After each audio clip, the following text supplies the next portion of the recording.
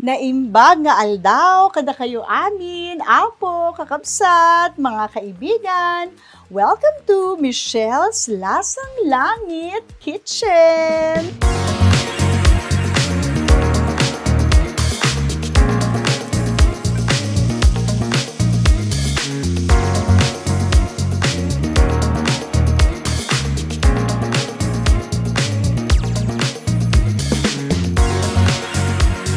At nandito po tayo ngayon sa aming swimming pool area. Dito po sa aming tahanan, dito po sa Cabalaon yun. Nandito po kami sa aming outdoor kitchen.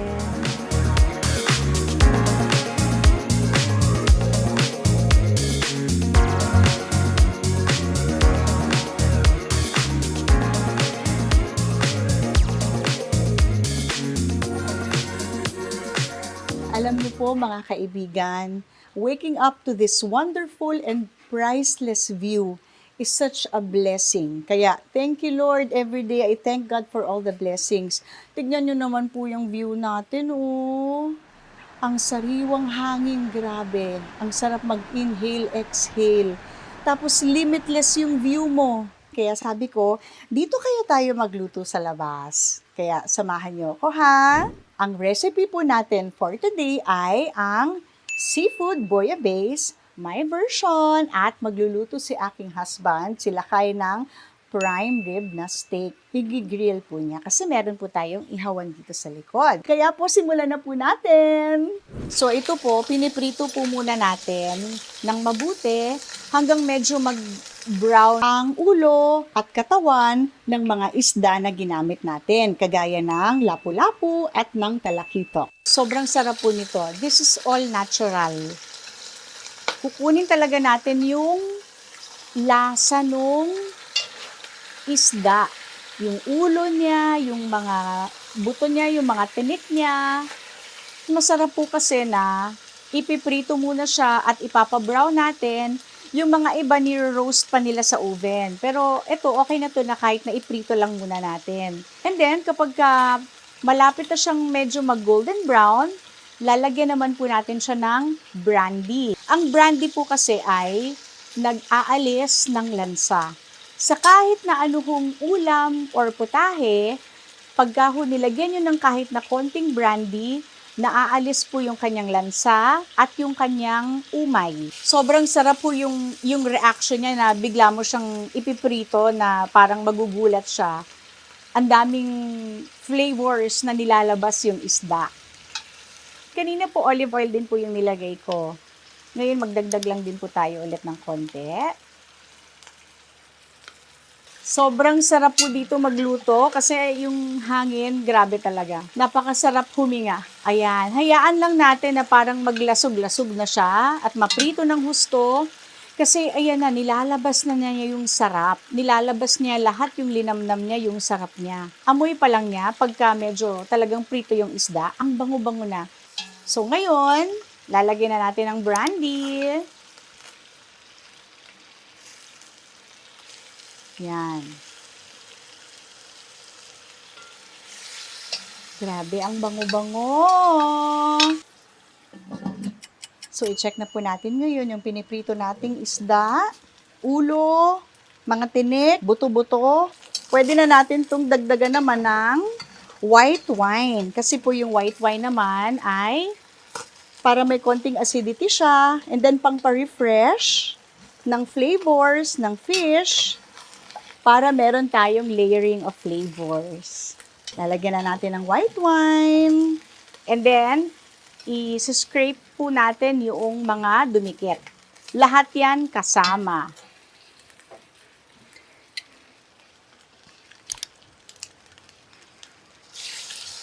O, naaalis na yung mga nakadikit doon sa kaldero. Unti-unti na po nating nabubuo yung ating fish stock. At ilalagay na po natin ang ating maraming bawang, tapos maraming sibuyas, masarap.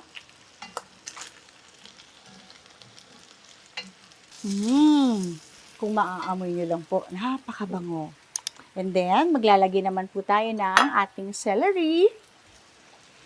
Kalahati lang po nito. Naglalagay din po tayo ng orange na balat. Yung tinatawag nila na rind, yung orange rind. Pangpasarap po ito, mga kaibigan. Super sarap po. Di ba, pag aamoyin nyo siya, ang bango-bango, yun din yung lasa niya. Kung ano yung amoy, yun din yung lasa niya. Maglagay din po tayo ng kamatis. Kalahati lang po nito. Okay. Lagay din po tayo ng konting bell pepper. Konti lang po. This time, hindi naman natin superstar yung bell pepper dito. Pero maglalagay pa rin po tayo ng konti. And then, maglalagay na po tayo ng tomato paste. Yung tomato paste po, more or less, siguro mga 3 kutsara po ito ng tomato paste. Sa ganitong kadaming fish stock na ginagawa natin. So, ikakalat muna natin siya. Grabe, ang bango-bango, ang sarap-sarap, grabe ho. And then, maglalagay din po tayo ng luya, konti lang po. Actually, itong luya na to na ganito kadami, hahatiin ko pa to. Konti lang. Yan. Pang-pa-elevate lang po ng flavor at pangdagdag po yan sa pag-alis po ng lansa niya. Pero sa totoo lang, wala na akong naaamoy na kahit nakatiting na lansa. Puro sarap talaga yung naaamoy ko. And then, maglalagay na po tayo ng dahon ng laurel. Kahit mga 4 na piraso lang po. Maglalagay din po tayo ng star anise. Sobrang sarap po ng star anise. Nagbibigay po siya ng earthy, woody, smoky. So, siguro yung star anise, naglagay tayo ng 1 puno ng kutsara. And then, hinalo ko lang po. At maglalagay na tayo ng ating coriander and fennel seeds. Alam nyo ba na ang coriander ay dry seeds po siya ng cilantro? So, magkakahawig po ang kanilang mga lasa, parang iisa lang po sila. Mga 1 kutsara po ito. At maglalagay din po tayo ng fennel seeds. Maganda po sana yung meron tayong fresh na fennel, kaya lang wala po tayong makita. So, okay naman na itong dried. Bango-bango, grabe. So, parang mga 1 teaspoon na puno. Kasi very powerful po yung ano nito, mga lasa. Lalagay din po tayo ng dahong sibuyas. Yan, kahit konti lang po para meron pa tayong pang-garnish mamaya ng konti. So, medyo nagkakaroon na siya ng juice and ngayon magdadagdag na po tayo ng hot water.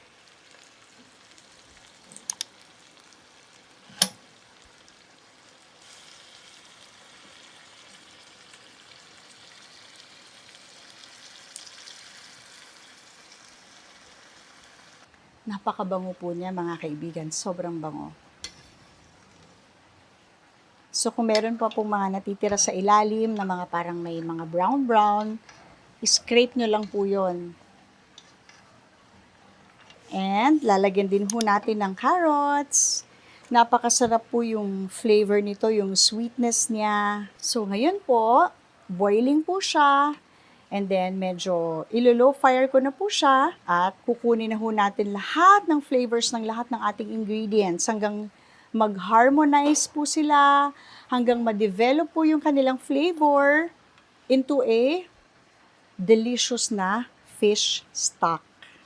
Mamaya na po tayo maglalagay ng mga pepper and salt. Ngayon po, magdadagdag po tayo ng orange juice at saka ng lemon juice. Marami po tayong lemon ngayon kasi nag-harvest po tayo sa ating lemon plantation. Ito po ay na-squeeze na 2 orange. So, gagamitin lang po natin muna kalahati para po talagang mag-harmonize na at lalong sumarap at bumango yung ating bouillabaisse. Sa Tagalog, parang bouillabaisse kung tawagin.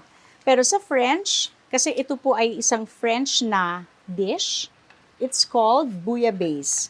Bouilla means boil, and yung base po is parang low heat yung ibig sabihin. So parang isi-simmer natin. So pagkatapos na ng rapid boiling, isi-simmer naman na po natin siya. So i-rest po natin ito na nag-simmer Low fire lang ng mga 45 minutes to 1 hour. At habang sinisimmer po natin ang ating, my God, sobrang bango. Grabe, napakabango po nito. Tatawagin ko naman po ang aking husbandry.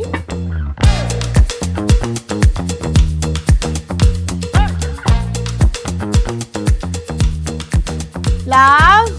Oh, Halika, ikaw Ay. na, mag-ihaw na. coming!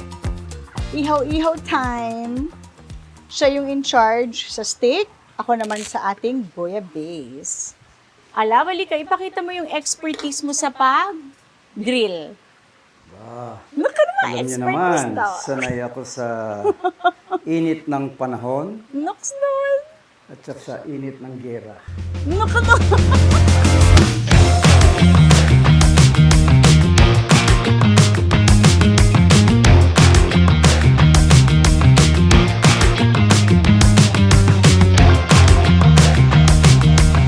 Hey love, kumusta ang iyong kaharian? Ay, ito na. Ah. Nagsisimmer na Wow! po siya.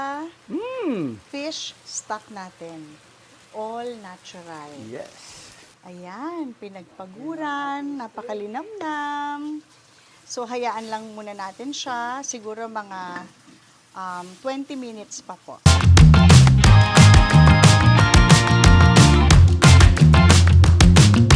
Okay. This is medium well. Ayan. Okay.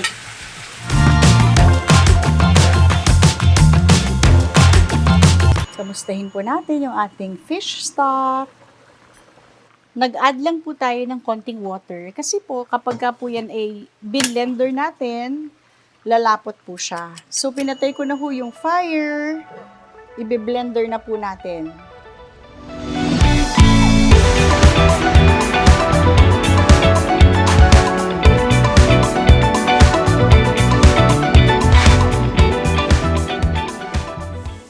So, eto na po, na-transfer na natin yung kaninang fish stock na sinala po natin.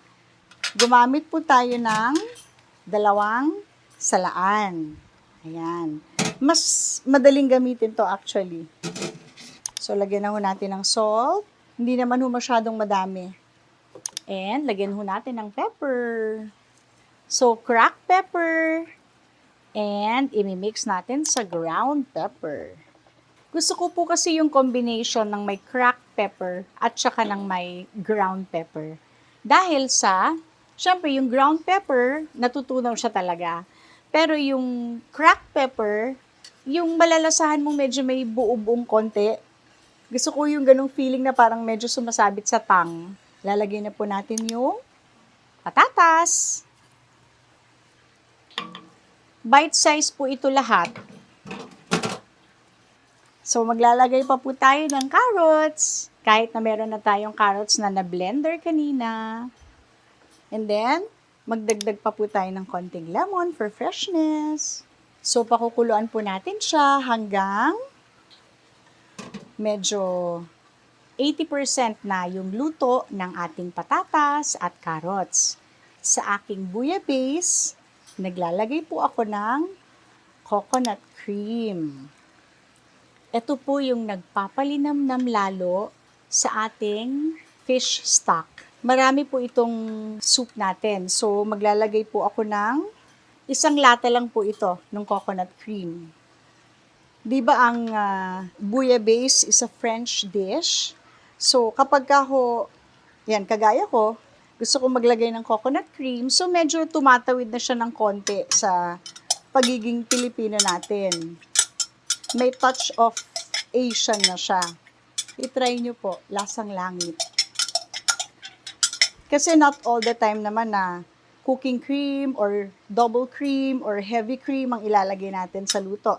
I-try nyo rin po mag-experiment. Napakasarap po nitong coconut cream sa ating bouillabaisse. Lahat po sila nagko-complement sa isa't isa. Yung fish stock, the coconut cream, at lahat po ng kanyang mga ingredients. So, maglalagay din po tayo ng konting chili oil para may combination pa din po ng konting anghang lang. Konti lang po, hindi naman po sobra. Just enough to warm the throat. Ako rin po ang may gawa ng chili oil na to. This is chili garlic oil.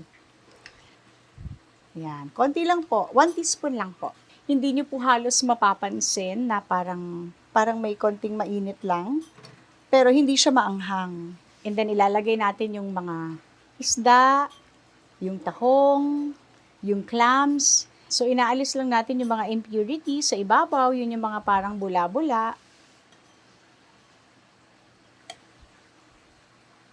So, nasimulan na ho nating maglagay ng fish, yung lapu-lapu, yung ating talakitok, yung cream dory.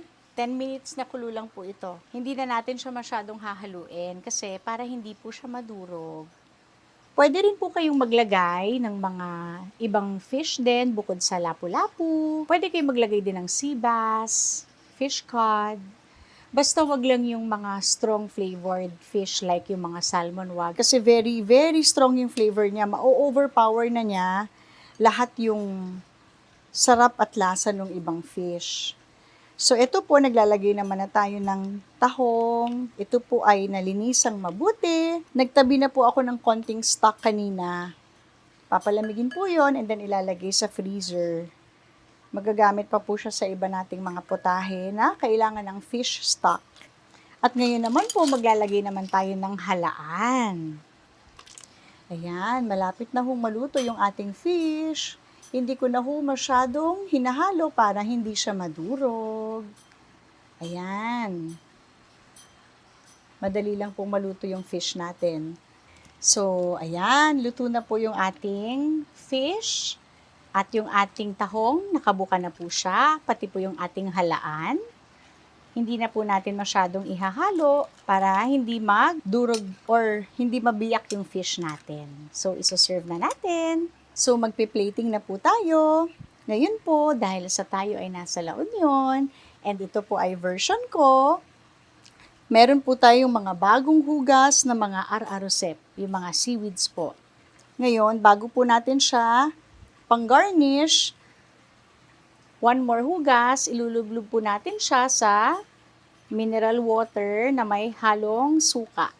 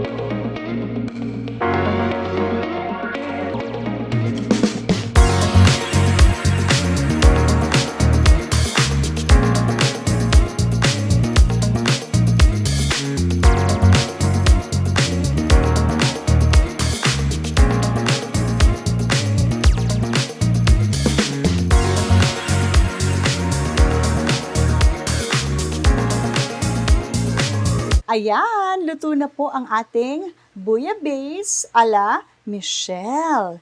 Lasang langit. Kaya naman po mga kaibigan, maraming salamat po sa inyo pong pagtangkilik at sa inyo pong pagsubaybay.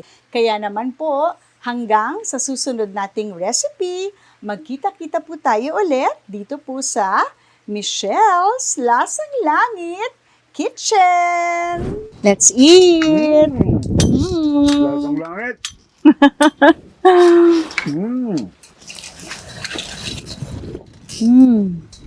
Ay, Thank you, grabe. my love.